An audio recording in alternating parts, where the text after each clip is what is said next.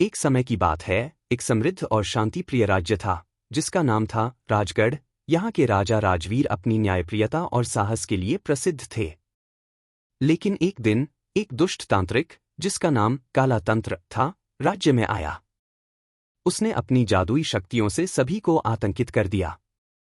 उसने घोषणा की, जो कोई भी मेरी शक्तियों को चुनौती देगा, उसका विनाश निश्चित है। राज्य के लोग डर के मारे कांपने लगे और राजा राजवीर को इस समस्या का हल निकालना था। राजा राजवीर ने अपने मंत्रियों के साथ विचार विमर्श किया।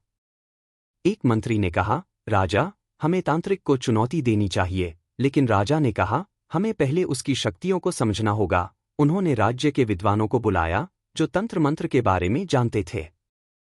विद्वानों ने बताया कि तांत्रिक ने एक गुप्त तंत्र का प्रयोग किया है, जिसे तोड़ने के लिए एक खास सामग्री की आवश्यकता है, चांद की पहली किरण और चिराग का जल। राजा राजवीर ने एक साहसी योजना बनाई। वह रात को चांद की पहली किरण के समय तांत्रिक के पास गए।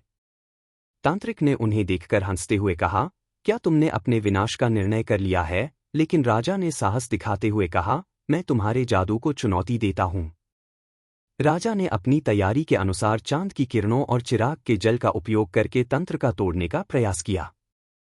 जैसे ही उन्होंने तंत्र का प्रयोग शुरू किया, तांत्रिक ने अपनी शक्तियां जुटाई और एक भयानक तूफान खड़ा कर दिया। आसमान काला हो गया और चारों ओर अंधेरा छा गया। लेकिन राजा राजवीर ने हार नहीं मानी। उसने अपने दिल की आवाज सुनी और चिराग का जल तांत्रिक की ओर फेंका। जल ने तांत्रिक की शक्तियों को कमजोर कर दिया और तूफान धीरे धीरे थम गया। आखिरकार, राजा राजवीर की साहसिकता और बुद्धिमानी ने तांत्रिक को पराजित कर दिया। तांत्रिक चिल्लाते हुए भाग खड़ा हुआ और राज्य में फिर से शांति स्थापित हो गई। लोग राजा को सराहने लगे और उनकी बहादुरी की कहानियां सुनाने लगे।